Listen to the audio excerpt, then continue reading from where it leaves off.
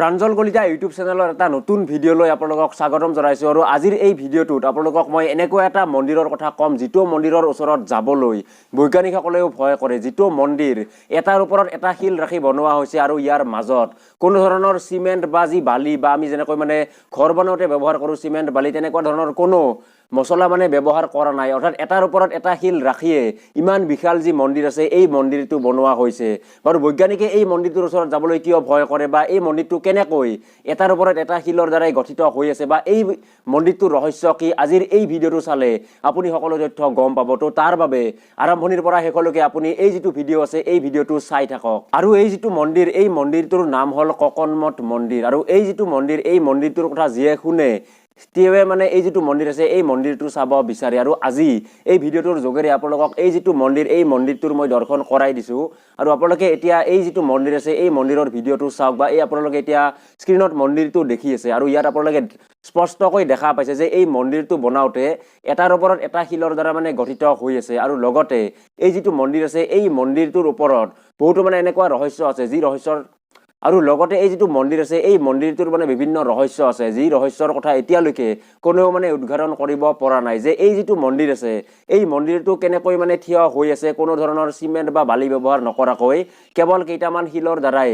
কাৰণ ইয়াৰ এই যিটো মন্দিৰ আছে এই মন্দিৰটো যেতিয়া বনাইছিল সেই সময়ত আন বেলেগ মন্দিৰো সেই ঠাইত বনোৱা হৈছিল, কিন্তু এতিয়ালৈকে কেৱল এই যিটো ককনমঠ মন্দিৰ এই মন্দিৰটোৱে থিয় হৈ আছে। কাৰণ ধুমুহা বতাহ বৰষুণত আন যিবোৰ বেলেগ মন্দিৰ আছে সকলোবোৰ মন্দিৰ খহি গৈছে বা সেই সকলোবোৰ মন্দিৰ বেয়া হৈ গৈছে। কিন্তু এই যিটো ককনমঠ মন্দিৰ এই মন্দিৰটো বহু বছৰ আগৰে পৰা আৰু আজিলৈকেও এই মন্দিৰটো কোনো ধৰণৰ ক্ষতি হোৱা নাই। অৰ্থাৎ আগত যেনেকুৱা আছিল তেনেকুৱা হৈয়ে আছে এই যিটো ককনমঠ মন্দিৰ এই মন্দিৰটো।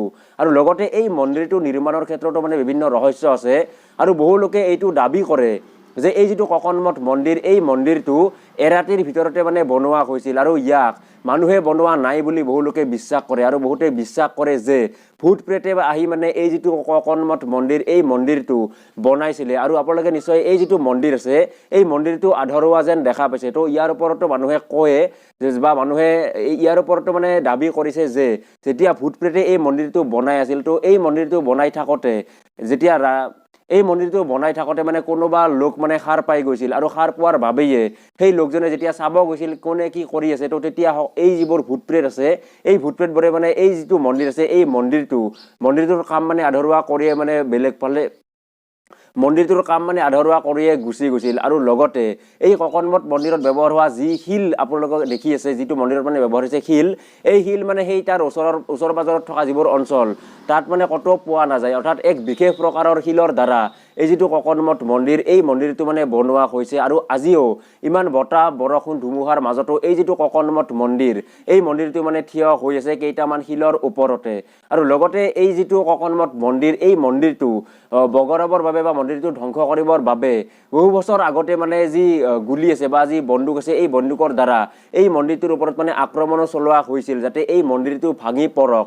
কিন্তু এই মন্দিৰটোৰ কোনেও একো ক্ষতি কৰিব নোৱাৰিলে। আৰু লগতে এই যিটো মন্দিৰ আছে এই মন্দিৰটোৰ মাজভাগৰ এটা শিৱলিংগও আছে। আৰু এতিয়া কৈছোঁ যে এই ককনমঠ মন্দিৰৰ ওচৰলৈ যাবলৈ বাৰু বৈজ্ঞানিকসকলে কিয় ভয় কৰে।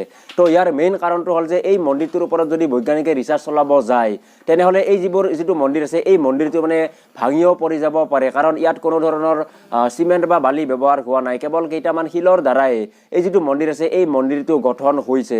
বাৰু আপুনি কওকচোন, আপুনি এই ককনমঠ মন্দিৰৰ কথা আগতে কেতিয়াবা শুনিছিল নেকি? আৰু আপোনাৰ এই মন্দিৰটোৰ কথা জানি কেনেকুৱা লাগিল আপুনি তলত কমেণ্ট কৰি জনাব পাৰে। কাৰণ আপোনালোকে ভাবি চাওক যে কোনো ধৰণৰ চিমেণ্ট বালি ব্যৱহাৰ নকৰাকৈ কেৱল কেইটামান শিলৰ দ্বাৰাই ইমান বিশাল যি মন্দিৰ আছে এই মন্দিৰটো বনোৱা হৈছিল আজিৰ পৰা বহুত বছৰ আগতে। আৰু এতিয়াও এই যিটো মন্দিৰ আছে এই মন্দিৰটো একেই ঠাইতে থিয় হৈ আছে। তো এই ককনমঠ মন্দিৰৰ কথা জানি আপোনাৰ কেনেকুৱা লাগিল আপুনি তলত কমেণ্ট কৰি জনাব পাৰে। আৰু আজিলৈ থেংক ইউ।